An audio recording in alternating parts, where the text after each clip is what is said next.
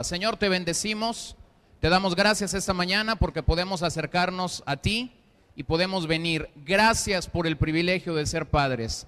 Te doy gracias por cada uno de tus hijos que pueden celebrar este día la paternidad que tú les has brindado, que tú les has dado. Gracias que podemos estar ante tu presencia y entonces poder acercarnos y poder venir delante de ti y poder exaltarte con todo nuestro corazón. Te doy gracias porque podemos confiar y saber de tus planes maravillosos sobre nosotros como tus hijos. En el nombre de Jesús, Señor, amén. Bueno, quiero compartir esta mañana algo que tiene que ver con la paternidad, y si usted no tiene un bosquejo todavía para seguir la enseñanza, pues levante su mano y un ujier se lo hace llegar ahí rápidamente. Pero quisiera compartir esta mañana acerca de el padre que Dios quiere que yo sea. La paternidad a veces es una de estas cosas que nadie nos prepara para ella. O sea, de repente nos tenemos que enfrentar con la idea de ser padres y tenemos que hacer frente a esto, y muchas veces no estamos preparados para ello. Esa es la realidad, esa es la verdad, que muchas veces no estamos listos para la paternidad, ¿no? Recibí un mensaje ahorita en la mañana de uno de mis hermanos y me estaba felicitando por ser padre y me decía esta frase: es la única profesión donde primero se te da el título y después vienen las materias, ¿no? De repente un buen día te dicen que vas a ser papá en unos meses, de repente está ahí el niño o la niña diciéndote papá, y de repente tienes que comenzar a cursar desvelos número 1, enfermedades número 2 y esas materias que ustedes saben que se tienen que cruzar durante la paternidad. Y pudiéramos enfrentar esto desde una manera muy humana, pero pudiésemos enfrentar esto desde una manera muy espiritual. Y lo que yo quiero esta mañana reflexionar con ustedes es: ¿qué es el modelo que Dios tiene para nosotros como padres? ¿Qué es lo que Dios quiere de nosotros como padres? Y pues va a ser un mensaje así como que muy directo para los que somos padres, muy directo así como para los que quieren ser padres un día, y las hermosas y bellas damas que están esta mañana me van a echar porras, nada más. No, no es cierto, algo les tocará, pero básicamente será para papá. La palabra papá o padre en la Biblia tiene diferentes connotaciones. O sea, hay varias cosas que significa: el progenitor, el fundador de una familia, el hombre fuerte de una casa, el jefe, el líder, el antepasado de una dinastía, una persona que merece trato especial por su posición, una persona que merece respeto. Pero también la Biblia nos habla que el padre es aquel que ejerce protección sobre los hijos. Es aquel que se convierte en el primer mentor de los hijos. O sea, mucho antes de que tú pienses en mandar a tus hijos al kinder o a la primaria, es el padre quien funge como el primer mentor en la vida de nuestros hijos. Y lo que la sociedad actual está experimentando en este tiempo es la ausencia de verdadera paternidad. O sea, no somos padres simplemente por el título de padres. Eso es lo que quiero llevarlos esta mañana. Y lo que nuestra generación está enfrentando de una manera atroz es la ausencia de verdadera paternidad. Se cree que el padre ausente es el principal problema de la juventud en América Latina. Y cuando hablo de padre ausente, escuche bien esto, no necesariamente significa que papá no está en casa.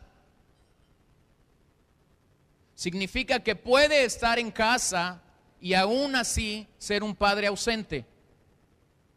Necesitamos padres involucrados en el proceso de la vida. Los hijos necesitan padres involucrados. Estudios en América Latina dicen que la ausencia del padre es la epidemia que hay en América Latina. Estuvimos pasando estas 2 noches pasadas la película de Valientes, que es una película que da un reto para los padres, y estuvimos en 4 parques diferentes pasando la cinta. Y una de las bases o de la plataforma de quien escribió esta película, quien escribió el guión de esta película, es la experiencia que un varón le compartió a él en una ocasión. La experiencia de este hombre es que él creía que estaba soñando, y en el sueño que estaba teniendo, su esposa iba al volante, él iba al lado como copiloto. Tienen un accidente automovilístico en una vía rápida de los Estados Unidos, Y el hombre en el sueño está peleando por querer quitarle el volante a la esposa, porque lo que él cree es que la esposa está conduciendo, y entonces él empieza a pelear y diciéndole a la esposa, no vayas para allá, nos vamos a estrellar. Y en un momento de esta lucha, el hombre pone su vista en el retrovisor y se encuentra que hay 3 niños atrás con caras de susto, que están llorando y que están diciendo vamos a morir. Y de repente el padre se da cuenta que el sueño no es un sueño. De repente el padre se da cuenta de que quien está peleando para dominar el volante es la esposa. El hombre iba al frente del carro en el volante y se quedó dormido. Y entonces cuando la esposa ve la gravedad del accidente, quiere pelear el volante para salvar a su familia. Esta es la realidad de muchas familias. Padres que están en la posición que Dios les ha dado al volante, pero que están dormidos. Y que si ellos no despiertan a la realidad del regalo que Dios les ha dado, algo va a pasar. Hay un estudio que un equipo de gente que trabaja en América Latina hizo, liderazgo juvenil se llama, especialidades en liderazgo juvenil, y ellos hicieron un estudio de 22 casos, seleccionaron de miles de casos de chicos que están en la cárcel por asesinato, o sea, asesinaron a alguien. Y ellos estuvieron revisando entre miles de casos en toda América Latina los crímenes más violentos, los crímenes más fuertes, y eligieron 22 casos para estudiar, algunos en Argentina, Chile, Ecuador, en toda América Latina. Y lo que ellos dijeron es, hay un factor en común en estos 22 casos. No son los juegos que ellos jugaron, no son las cosas estas de máquinas y todo esto que ellos jugaron, no es la escuela a la que fueron, no es el barrio en el que nacieron, no es la posición social, porque dentro de estos 22 casos había gente muy pobre, pero había gente muy rica. El factor en común que encontraron en estos 22 casos, ¿cuál creen que es? Bingo, la ausencia del padre. El padre no estuvo con ellos. La mayoría de pandillas en América Latina están compuestas por jóvenes entre los 14 y 21 años. Para muestra un botón, la Mara Salvatrucha, la edad punta de gente que participa en esta pandilla, entre 14 y 21 años. Y los líderes de esta pandilla, la edad promedio está entre 42 y 52 años. ¿Qué es lo que los estudios revelan? Que los chicos están buscando una figura paterna donde refugiarse y donde encontrar quien les guíe. Un niño sin padre, es 20 veces más probable que llegue a la cárcel. 20 veces más probable que llegue a la cárcel que el que tiene un padre. Un niño sin padre es 5 veces más probable que se convierta en un drogadicto o que se suicide que el que tiene un padre. Esta ausencia de padre afecta a la salud de los hijos, asma, depresión, dolores de cabeza, ansiedad y nuevamente más susceptibles a que ellos lleguen a ser drogadictos y lleguen al suicidio. Así que uno de los retos más grandes que tenemos al llegar a ser padres es el que Dios anda buscando. Y quisiera que viéramos Salmo 145:4 esta mañana. La realidad es que los hijos necesitan modelos masculinos que puedan brindarles un ejemplo. Léalo conmigo fuerte, por favor.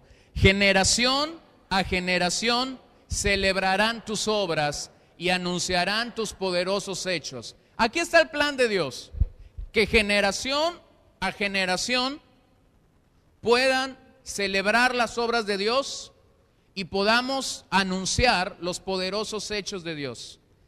¿Qué es el vínculo fuerte que une a una generación con otra?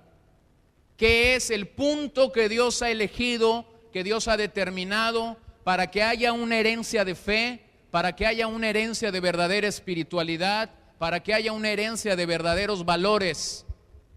Pues, queridas damas, lamento decirles que el vínculo fuerte que Dios ha elegido es al Padre. No porque lo diga yo, sino porque lo dice la Biblia. Yo honro y yo bendigo la vida de ustedes como madres, y el trabajo que ustedes hacen es insustituibles, no hay otro. Pero cuando revisamos el modelo bíblico nos damos cuenta que es al Padre al que Dios le ha delegado esta autoridad, generación a generación. Y si el Padre falla en poder llevar a los suyos a una verdadera realidad, entonces estaremos afectando a la siguiente generación. El asunto está interesante, caballeros, porque entonces Dios nos desafía y Dios nos reta a ser hombres que se puedan levantar y que podamos asumir nuestro trabajo y nuestro papel. Y muy pronto nos damos cuenta que ninguno de nosotros lo estamos haciendo a cabalidad. Aunque yo sé que celebramos el Día del Padre hoy, yo soy humilde para reconocer que no estoy cabal en esto de la paternidad, no estoy completo en esto de la paternidad. Si usted cree que está completo en esto de la paternidad, usted necesita leer más la Biblia. Y cuando usted lee más la Biblia y entiende el corazón del Padre, o sea, Dios como Padre, se va a dar cuenta de algo: no estamos haciendo todo lo que Dios demanda de nosotros. Así que ahí vamos a sus bosquejos. Y la verdadera paternidad es la idea de Dios. La verdadera paternidad es la idea de Dios. No es la idea del hombre, no es la idea de los psicólogos, no es la idea de todo este rollo de psicología familiar y de cosas. Suena muy bonito todo esto, suena muy bien, pero la verdadera paternidad es la idea de Dios. La Biblia nos da el mejor modelo, el mejor molde de dónde tomar esto de la paternidad de parte de Dios, de parte de Dios mismo.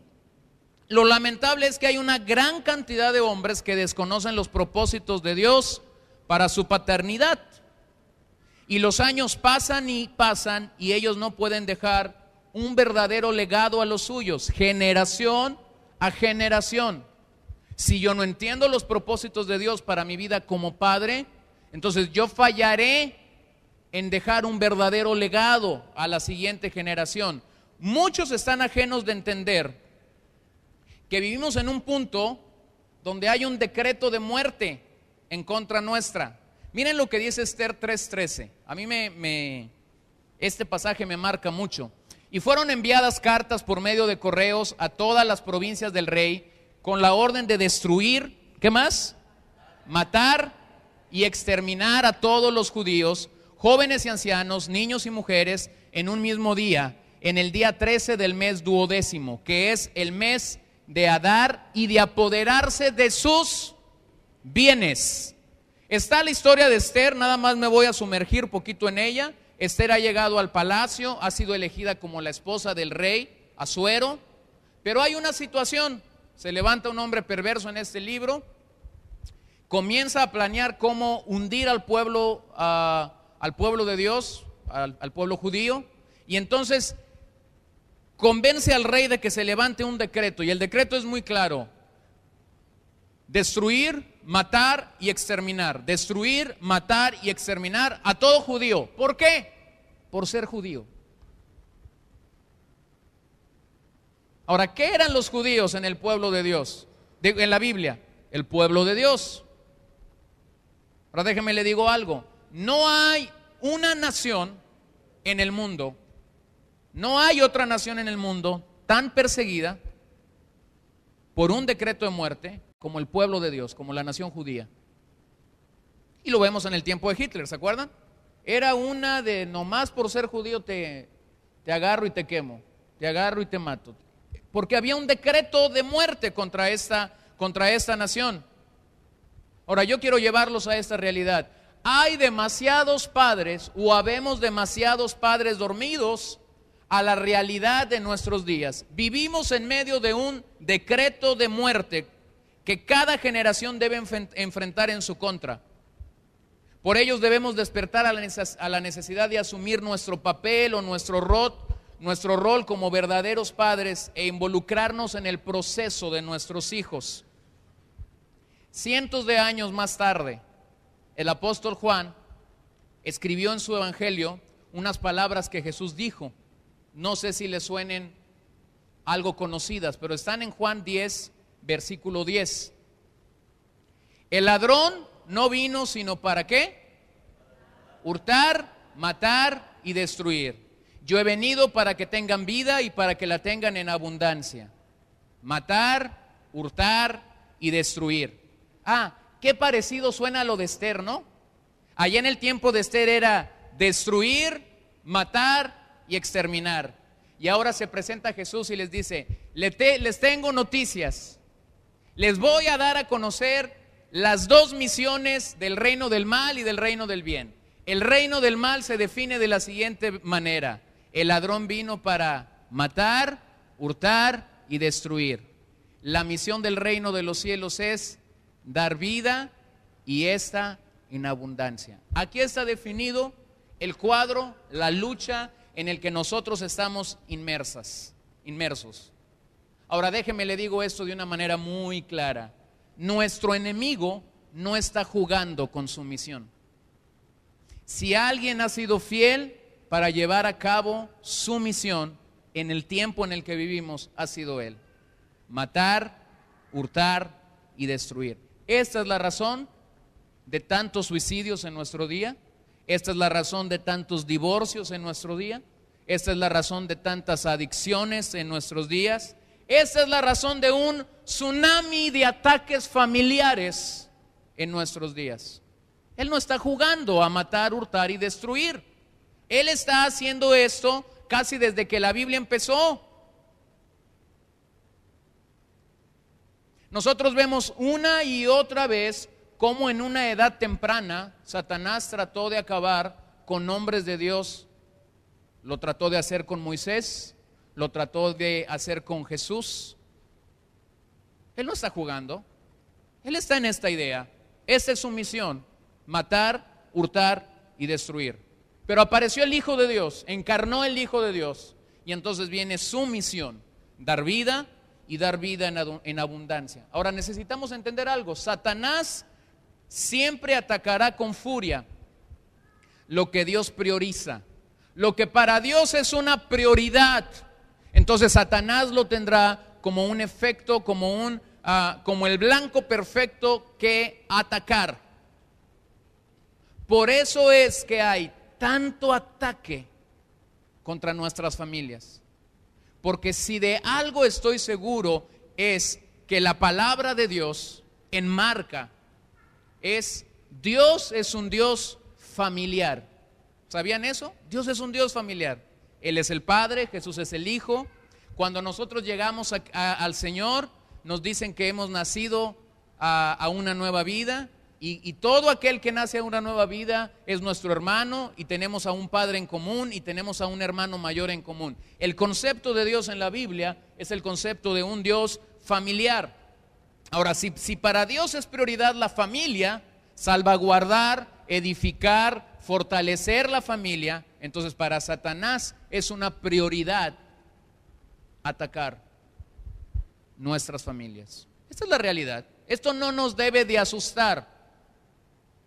Esto no nos debe de asustar. Esto nos debe plantar en una realidad en la que estamos viviendo todos los días.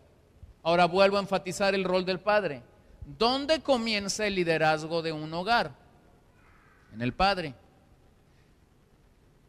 Y si Satanás puede producir que el padre esté dormido a esta realidad, entonces ya la hizo. Porque está como el tipo que contaba al principio. Está en el lugar que tiene que estar, tiene en la mano el volante que tiene que estar, pero está dormido. Nuestra verdadera paternidad entonces está siendo atacada. La verdadera paternidad que Dios quisiera desarrollar en nuestras vidas está siendo atacada una y otra vez. Hay demasiados hombres que actualmente solo ostentan el nombre padre, pero no hacen absolutamente nada para llevar este calificativo como Dios lo demanda. Otra razón es que hay demasiados hombres engendrando hijos, pero que viven en una vida infantil prolongada. El otro día yo estaba en una de estas tiendas, creo que era el Sam's, y estaba caminando ahí en los pasillos de tecnología, y donde están estos jueguitos que los niños disfrutan tanto en nuestros días. Estaba estaba un niño como de unos 40 años, perdón, estaba el papá de los niños como de unos 40 años y estaba probando estos juegos. Estaba más apasionado el papá que los hijos.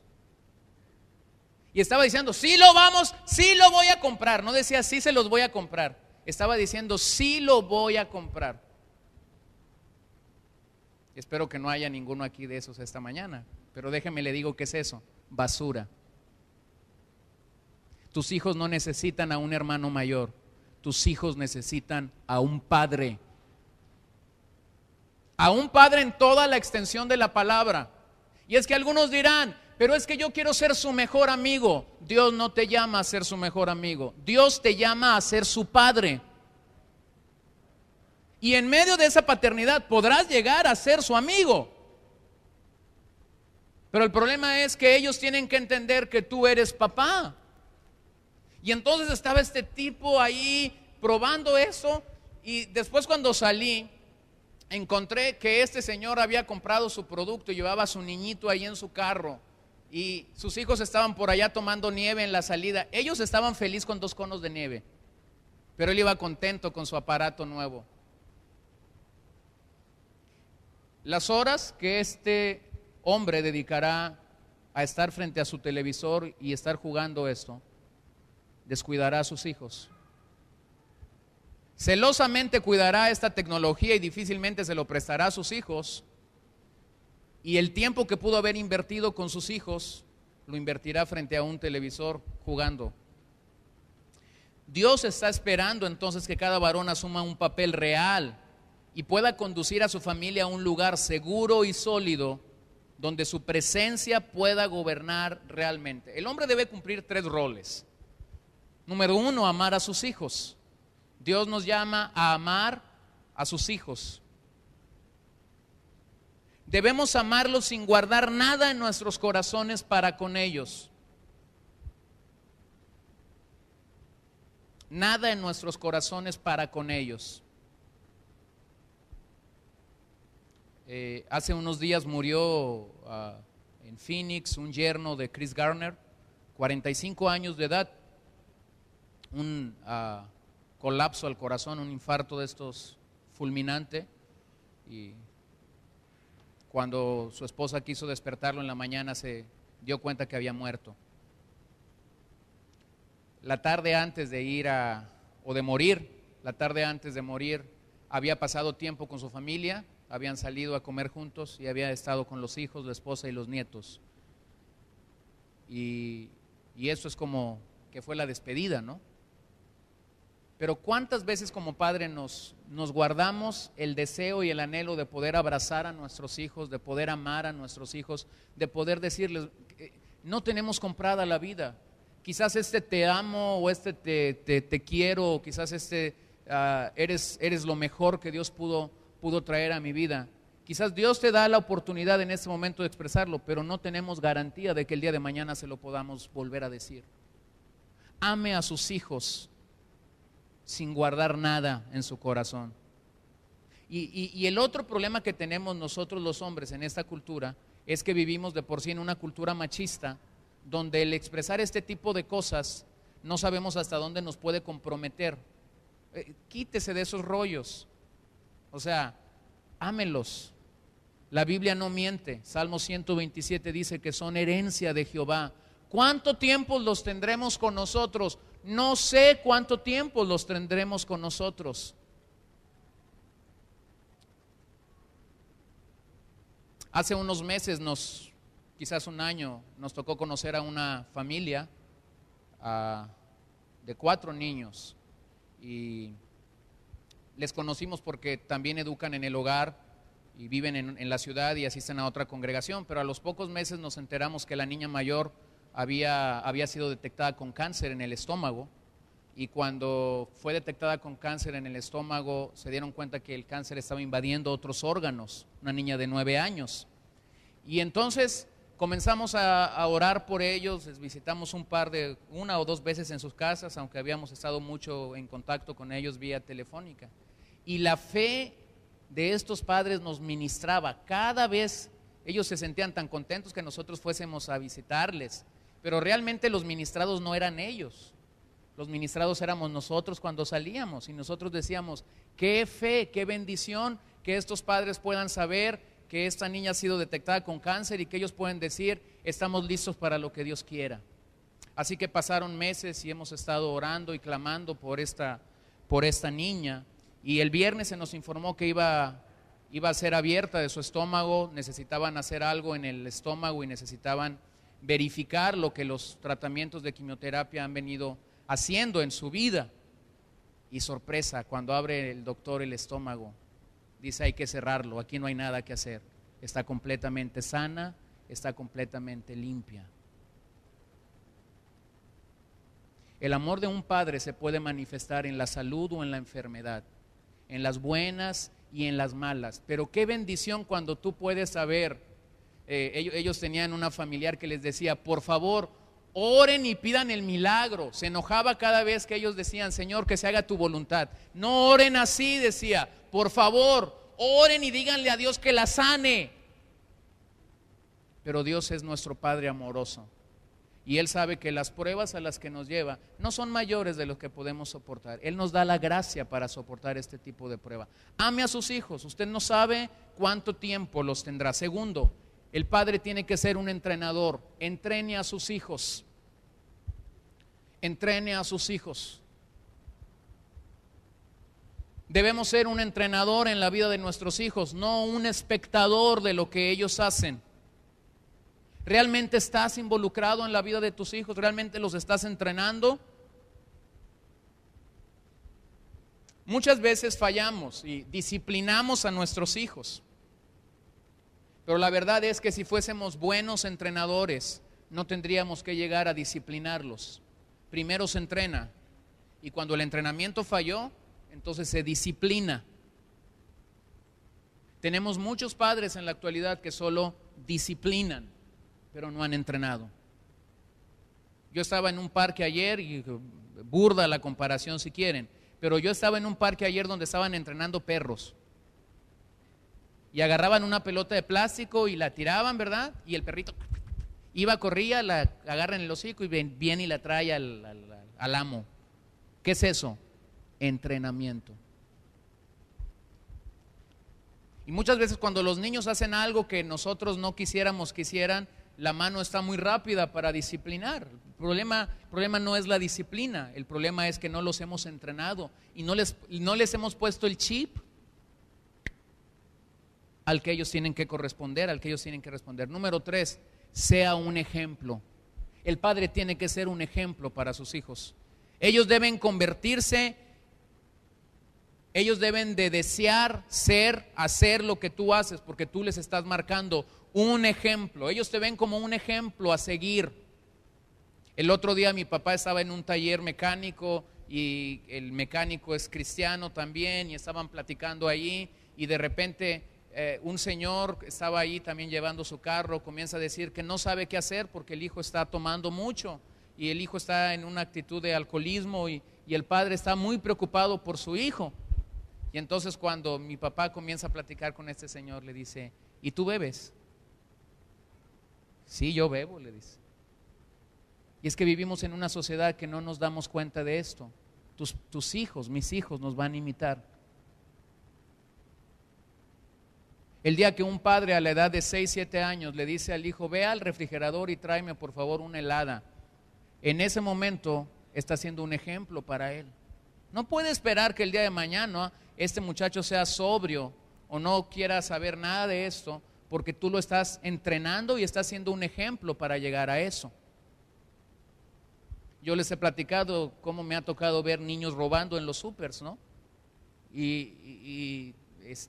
La técnica de estos niños es agarran cosas en ahí, chuchulucos y todo lo que ponen ahí en las cajas, ¿no? Y se agachan donde la cajera no lo ve y lo tiran por debajo de la caja, y acá donde está el que empaca está el hermanito metiéndose esto en los calcetines o listo para correr. Y yo de primera instancia me sorprendí cuando vi esto, pero más me sorprendí cuando los padres estaban aprobando esto. Hubo un hombre en la escena bíblica llamado Josué que se levantó con una determinación en cierto momento para su vida, para su familia, En Josué 24:15 la tenemos. Y si mal os parece servir a Jehová, escogeos hoy a quien sirváis, si a los dioses a quienes sirvieron vuestros padres cuando estuvieron al otro lado del río, o a los dioses de los amorreos en cuya tierra habitáis. Vean la determinación de Josué. Pero yo y mi casa serviremos a Jehová. ¿Dónde está la esposa de Josué en esta escena? ¿Dónde están los hijos de Josué en esta escena? Intuyo que están con él. Intuyo que están cerca de él en este lugar. Pero la decisión, la determinación comienza con el hombre que Dios había colocado en el liderazgo de este hogar. Y él entonces se levanta para decir: yo y mi casa serviremos a Jehová. Y es que, varones, mientras más retrasamos esa determinación, nos daremos cuenta que hay cosas que no podemos regresar. Tú no vas a poder regresar el tiempo, tú no vas a poder regresar las palabras y tú no vas a poder regresar las oportunidades. 3 cosas: tiempo, palabras y oportunidades. Se van y se van. Se fueron y se fueron. Esa es la naturaleza del tiempo. Esa es la naturaleza de las palabras, pero es la naturaleza de las oportunidades también. Es como cuando el hijo a temprana edad hace algo, quebró un objeto, dañó algo, hizo algo. Y es muy común que nosotros tengamos frases con ellos porque nosotros estamos pensando en la economía de aquello que se perdió, en aquello que alguien nos regaló. Y pues va a sonar fuerte esa palabra, pero la tengo que decir. Algunos llamamos a nuestros hijos tontos o estúpidos porque hicieron esto. Para ti son palabras. Para ellos es una huella en su carácter que quedará y marcará sus vidas. Y ellos notificarán de generación a generación que papá sembró estas palabras. Hay padres que llegan a cierta edad en la vida y se dan cuenta: ¿por qué yo les dije esto a mis hijos? ¿Por qué yo marqué a mis hijos de esta forma? Vean lo que Efesios 5, 14, 16 nos dice. Por lo cual dice: despiértate tú que duermes, y levántate de los muertos y te alumbrará Cristo. Mirad pues con diligencia cómo andéis, no como necios, sino como sabios, aprovechando bien el tiempo, porque los días son malos. La carta de los Efesios es una carta de 6 capítulos. 6 capítulos. Los primeros 3 capítulos de Efesios son indicativos.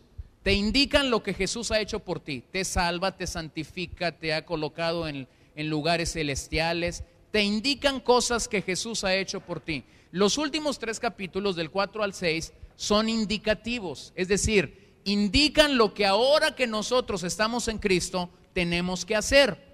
Y el capítulo 5 y 6 en lo particular es un capítulo que habla acerca del aspecto familiar, el rol del padre, el rol de la madre, el rol de los hijos.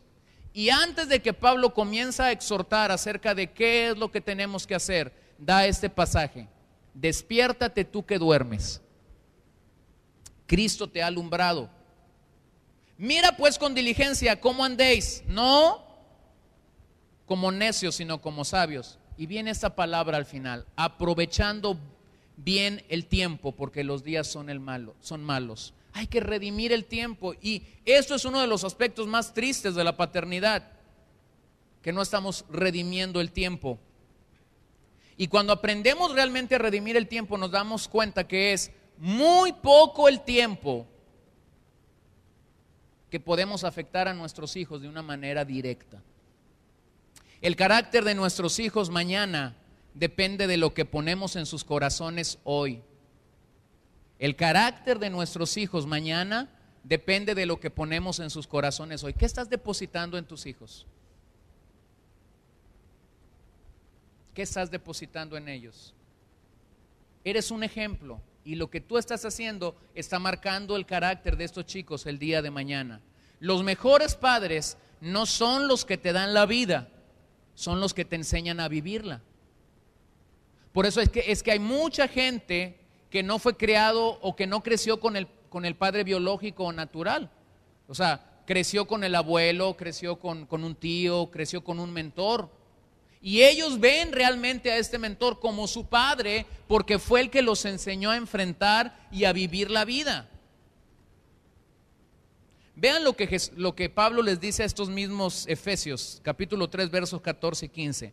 Por esta causa doblo mis rodillas ante el Padre de nuestro Señor Jesucristo, de quien toma nombre toda familia en los cielos y en la tierra.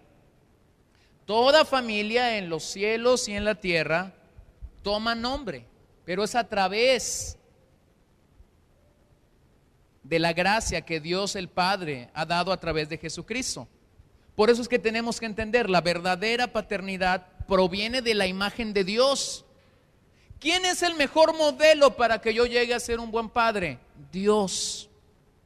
Te pudo haber en la vida, te pudo haber ido bien en la vida y tener un buen padre, gloria a Dios. Pero el mejor modelo en el que nosotros tenemos que determinar nuestra paternidad es voltear a la Escritura y ver lo que la Biblia nos dice acerca de la paternidad de Dios. Pablo nos llama a hacer una imagen física de la paternidad de Dios sobre nuestras vidas, guiando o para nuestros hijos. Fíjense que la paternidad de Dios yo la encuentro, yo la describo en 5 cosas que vamos a tomar ahí. Número 1, Dios es un amoroso proveedor. Dios es un amoroso proveedor. ¿Qué es esto? Dios nos provee. Ahora, cuando pensamos en provisión, inmediatamente la gente piensa en ropa, casa, comida, carro.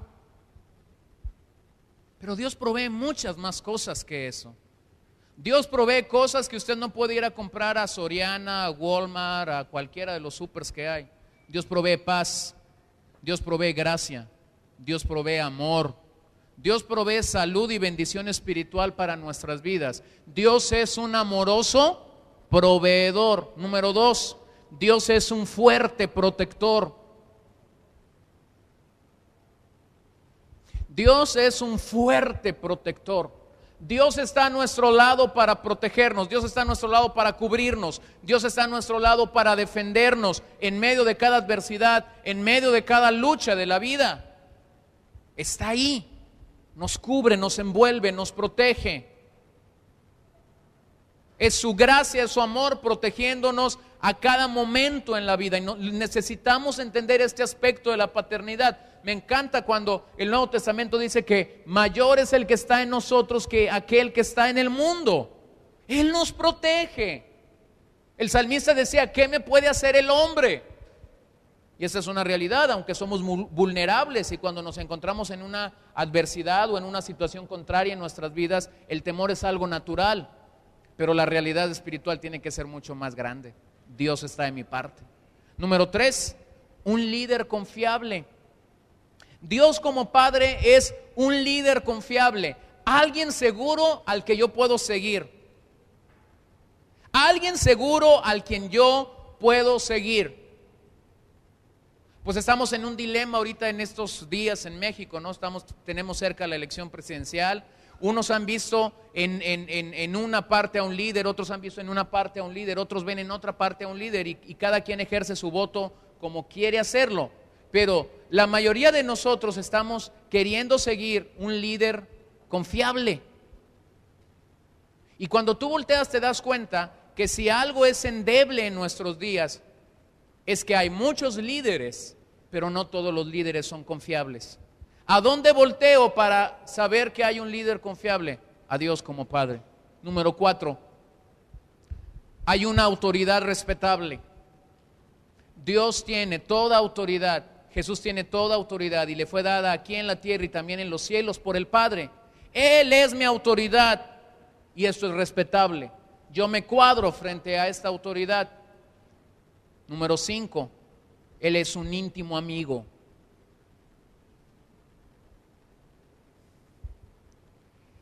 Y en 5 expresiones yo tengo el retrato de Dios como Padre en toda la Escritura.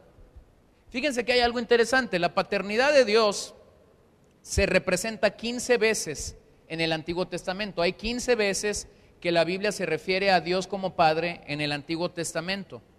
Pero en el Nuevo Testamento es una revelación muy profunda, porque hay 245 ocasiones en el Nuevo Testamento que los escritores hicieron mención a Dios como nuestro Padre. ¡Qué maravilloso! Los israelitas llegaron a conocer a Dios como Padre de una manera colectiva. Es decir, ellos decían, Dios es el Padre de Israel. Pero en el Nuevo Testamento, la manera como la paternidad se expresa no es de una manera colectiva. La manera como la paternidad se expresa en el Nuevo Testamento es de una manera íntima y personal. Dios es mi Padre. Yo no sé si sea el tuyo. ¿Te dan cuenta? Yo puedo caminar seguro y decir Dios es mi Padre. Porque la manera como el Nuevo Testamento nos permite entender esta dinámica es, Dios ha venido ahora a habitar con nosotros, a llegar a ser nuestro Padre, pero de manera personal, no de manera colectiva. Efesios 6:4 dice, y vosotros padres no provoquéis a vuestros hijos, sino criadlos en disciplina y amonestación del Señor. El mejor método para criar a nuestros hijos nos lo da Dios mismo. No te lo da la psicología, no te lo dan todos estos cursos a los que tú puedes ir para saber cómo ser un buen padre. Aquí hay padres que hemos intentado de todo para domar y domesticar a nuestros hijos. Mi pregunta esta mañana es, ¿ya intentó el modelo de Dios? ¿O sigue intentando el modelo que el mundo nos dice? Algunos dicen no les pegues, otros dicen sí les pegues, unos dicen habla con ellos, otros dicen no habla con ellos. Es una locura. No hayas a quién creerle. Uno te da 20 consejos, otro te da 10 consejos, otro dice no, en 3 pasos arregla todo. Y la gente está completamente loca y tonta con qué hacer. La pregunta es, ¿ya intentó el modelo de Dios? Dice, vosotros padres no provoquéis a ir a vuestros hijos, sino criadlos en disciplina y amonestación del Señor. Esto resume el modelo de paternidad que Dios tiene para la crianza de los hijos. Ahora, entendamos bien esto. Pablo nos presenta un modelo de plataforma o una plataforma adecuada para una paternidad. La base para una paternidad adecuada es el enfoque de tu matrimonio. ¿Qué enfoque tiene tu matrimonio? El deseo de Pablo es que los creyentes pusieran sus ojos en Cristo. Y luego lo otro es que el matrimonio es el centro y el fundamento de la familia. Desde la panorámica bíblica, el matrimonio es el centro y el fundamento de la familia. Si esto se cae, escúchelo bien por favor, si esto se cae todo. Lamentablemente lo que une a muchas familias en la actualidad solo son los hijos. Y hay muchas familias que dicen, estoy aquí por los hijos. Si no hubiese hijos, otro gallo nos cantara. Hay quienes dicen. Vean esto en la imagen de Dios. Un buen matrimonio, número 1, está centrado en Cristo. Número 2, está centrado en el matrimonio. Número 3, está centrado en el liderazgo del padre. Y número 4, los padres determinan la agenda de la familia. Vuelvo a decirlo. Número 1, un buen matrimonio está centrado en Cristo. Tiene como fundamento único a Cristo. Número 2, está centrado en el matrimonio. El matrimonio es lo más importante. Número 3, está centrado en el liderazgo del padre. Y número 4, son los padres quienes determinan la agenda de la familia, no son los hijos. Pero vean cómo el decreto de muerte que Satanás ha tenido con esta generación, matar, hurtar y destruir, ha venido a dañar la imagen de Dios en el matrimonio. La mayoría de matrimonios en nuestra sociedad no está centrada en Cristo. O sea, Dios es algo como que le llamo o lo busco cuando tenemos problemas, pero la base real no es Cristo. No está centrada en el matrimonio, porque ellos dicen estamos juntos por los hijos.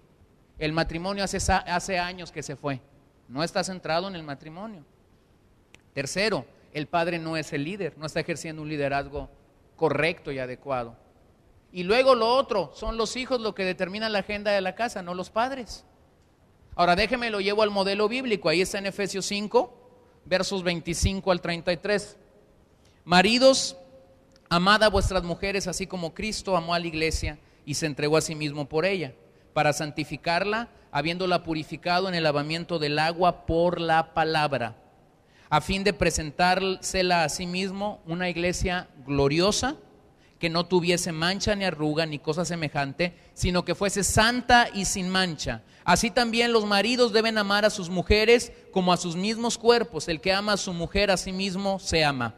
Porque nadie aborreció jamás a su propia carne, sino que la sustenta y la cuida, como también Cristo a la iglesia.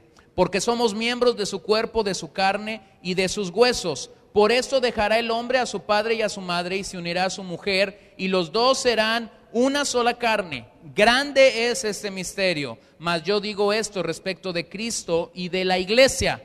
Por lo demás, cada uno de vosotros ame también a su mujer como a sí mismo, y la mujer respete a su marido. Y tú me dirás, esto habla del matrimonio, no habla de la familia. Error, habla de la familia, pero la base es el matrimonio. Quiero que entienda bien esta mañana esto. Si no hay matrimonio sólido, no hay familia sólida. No porque yo lo digo, sino porque ese es el concepto bíblico de parte de Dios. Y tenemos aquí una idea clara: el hombre ha sido puesto en el hogar como el líder, como la cabeza. El llamado a ser líder como padre y esposo en el concepto bíblico se resume en una palabra. Alguien pudiera decir liderazgo. La Biblia dice amor. Ama a tu esposa como Cristo amó a la iglesia. Ama a tu esposa como si estuvieras amando tu propio cuerpo. Amor. El llamado a ser líder está resumido en esta palabra: amor. ¿Estamos dormidos? Ahí estamos, ya despertamos. El hombre como cabeza o como líder del hogar no es un tirano o no es el gerente de la casa. ¿Ha escuchado eso? Ya se agerentó. Yo lo escucho muy seguido eso, ¿no? Cuando el papá se pone y tú haces esto y tú haces esto otro y tú haces esto otro y estás ahí a la puerta para ver lo que entra y lo que sale nomás. Este ya se agerentó. No es el modelo de Dios. El modelo de Dios es amor. Ama a tu esposa, ama a tus hijos. Esa es la forma deformada de ser un padre. No eres el gerente de tu casa. No eres el accionista mayoritario de tu casa.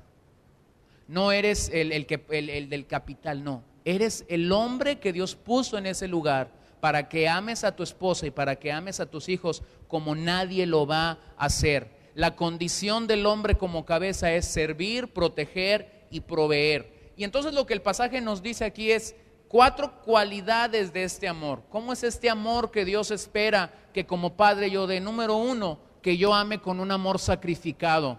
Cristo se dio a sí mismo por su iglesia.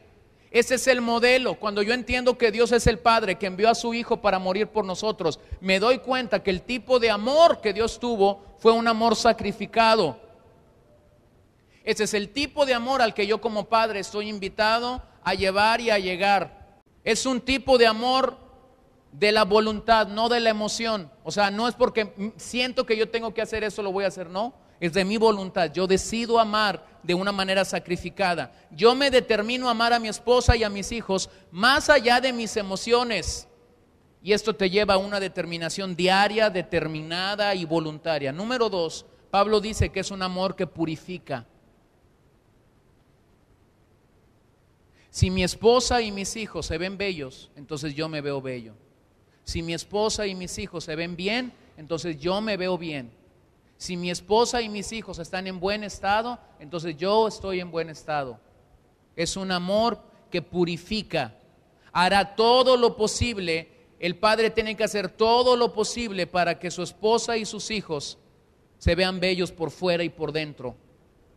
Y Pablo dice algo interesante: no buscamos la contaminación de ellos, buscamos la pureza de ellos.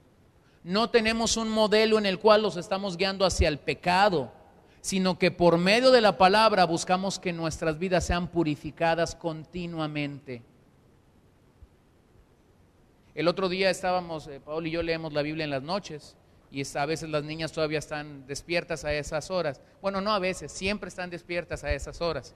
Y entonces yo estaba leyendo mi Biblia Paola estaba con su aparatito ahí, iPod, leyendo su Biblia también, y estaba Fernanda con una Biblia de los vegetales, leyendo sus Biblias, y luego estaba Isabela con una Biblia chiquita, no lee, pero pues ahí estaba ella también, y de repente estábamos leyendo y se calla el que estaba leyendo, y entonces ella dice como que ahora es mi parte, ¿no? Y dice, está ahí hablando y porque ella también quiere ser parte del asunto. Escuche bien esto, la palabra purifica, me purifica a mí como padre, purifica a mi esposa como esposa y como madre, purifica a nuestros hijos como hijos. Y entonces por eso es que Pablo dice aquí que la palabra nos purifica. El padre tiene que ser un agente purificador. Como sacerdotes tenemos que levantar el ministerio de la palabra sobre los nuestros. Tenemos que buscar la forma como la palabra de Dios llegue a sus vidas de una u otra manera, pero que llegue. Número 3, es un amor solícito. Amar a nuestras esposas como nuestro propio cuerpo es la manera sencilla como respondemos a nuestras necesidades. Así debemos responder a nuestras esposas e hijos. Si las necesidades de los nuestros no están siendo satisfechas, tampoco las nuestras lo serán. Nosotros debemos sustentar a nuestras esposas y nuestros hijos. Cuando sus necesidades son satisfechas, lo que el Padre está haciendo es mostrar el amor de Dios a ellos. Número 4, es un amor permanente. No es intermitente, no es ahora sí, mañana no, es un amor permanente. Por eso en el matrimonio llegamos a ser una sola carne, y no solo se refiere a una unión íntima, pero también a una unión espiritual. Y esto producirá hijos seguros de sí mismos. Hay 3 ministerios en el Antiguo Testamento que Dios colocó o ponderó, y estos 3 ministerios tú y yo como padres debemos encaminarnos continuamente a ir detrás de ellos. El padre como profeta. El padre como profeta tiene que ser aquel que da dirección a la vida de los suyos, a la vida de sus hijos. Aquel que dice la voz de Dios es esta, lo que Dios demanda de nosotros es esto, lo que Dios quiere de ti y de mí es esto. Esto es lo que hacían los profetas en el Antiguo Testamento, ¿no? Jehová ha dicho así, voz de Jehová es esta. Y alguien me dirá, pues yo no tengo canal directo con Dios para que me diga qué hacer. Párese y proclame la palabra escrita, la palabra viva de Dios. Pedro dice que esta es la palabra profética más segura que nosotros tenemos. Cuando usted se levanta a proclamar la palabra de Dios, usted está fungiendo como un profeta en su hogar. Número 2, el padre como rey. El rey era el que traía dirección, el rey era el que traía lineamientos en el Antiguo Testamento. Nosotros tenemos que aprender a gobernar nuestras casas, pero no bajo nuestros conceptos de paternidad. Tenemos que aprender a gobernar nuestras casas bajo los principios que la Biblia nos da para ser buenos padres. Por eso es que el asunto se trata no de ser el padre que tú quieres ser. El asunto se trata de capturar la esencia de Dios como padre para poder reproducir esta esencia en nuestra propia casa. Número 3, el padre como sacerdote. El sacerdote era que venía y ofrecía un sacrificio continuo delante de Dios y tenía leyes para que el pueblo se mantuviera en pureza.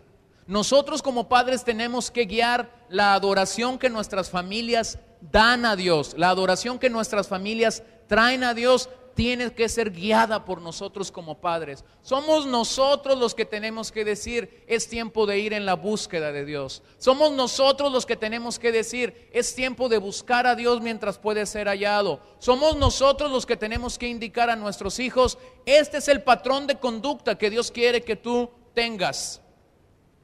Pero quizás uno de los aspectos más importantes que Dios nos ha entregado a nosotros como padre es el legado que dejaremos.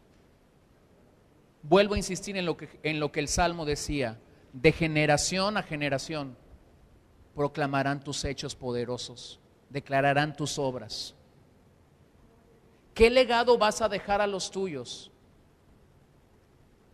¿Te has preguntado esto? Algunos están muy interesados en qué propiedades van a dejar, en qué dinero van a dejar, en qué nombre van a dejar.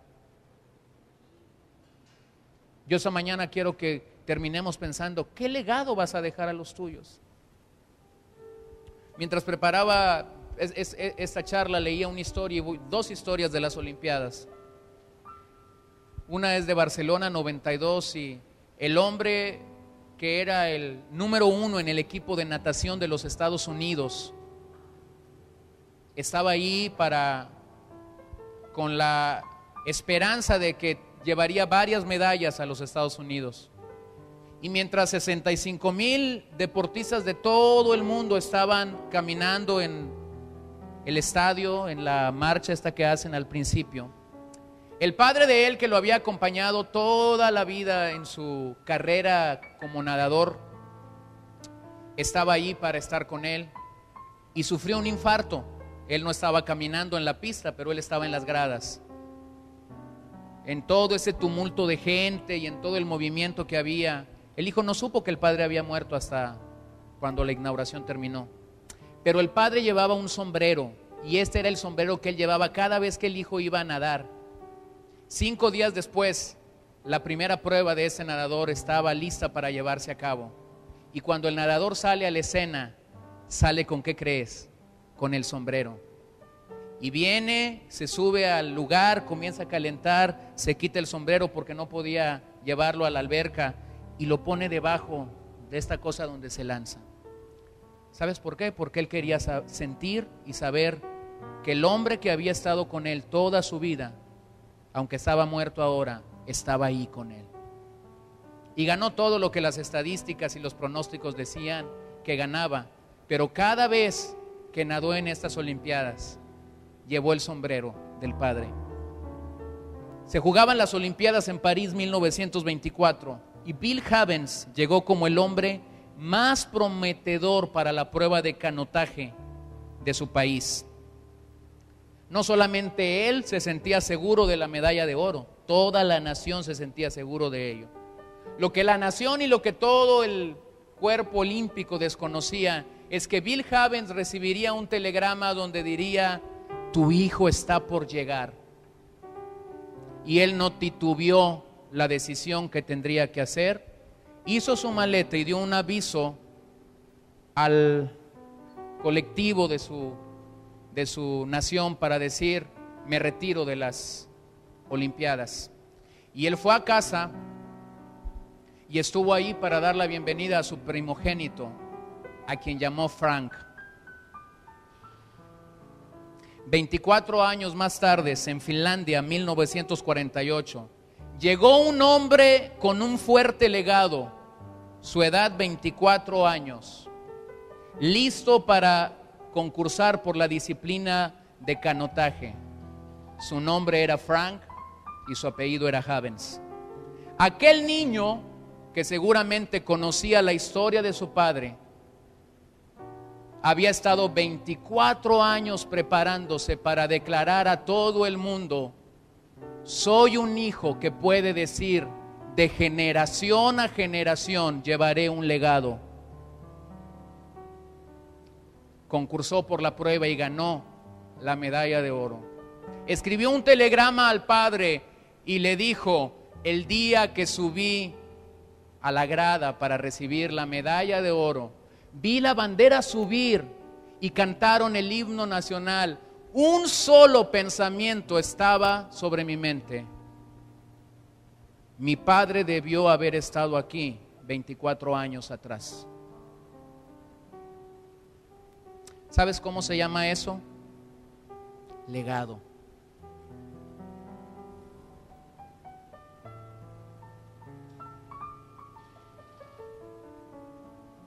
Hace unos días, la semana pasada, estaba compartiendo en un lugar con jóvenes en otra comunidad y estaba pensando, al ver a todos estos chicos ahí, estaba pensando en algunas cosas y les conté una historia. En unos días esta historia cumplirá 33 años, pero es la historia de un padre con legado. Su hijo nació y este hijo, cuando nació enfermo. Había un problema en sus pulmones. Y durante 8 días este hijo no había mucha expectativa de vida. Pero hubo un hombre que se paró delante de Dios y se paró con un legado fuerte para decir: yo te lo entrego a ti, te lo doy a ti, y me convertiré simplemente en el mentor de este chico para llevar adelante un legado. Y tú me dirás: ¿y por qué tanta seguridad para hablar de esa historia? Porque el niño soy yo, y el pacto lo hizo mi padre con Dios, y el legado lo dejó él a Dios. Soy el heredero de este legado.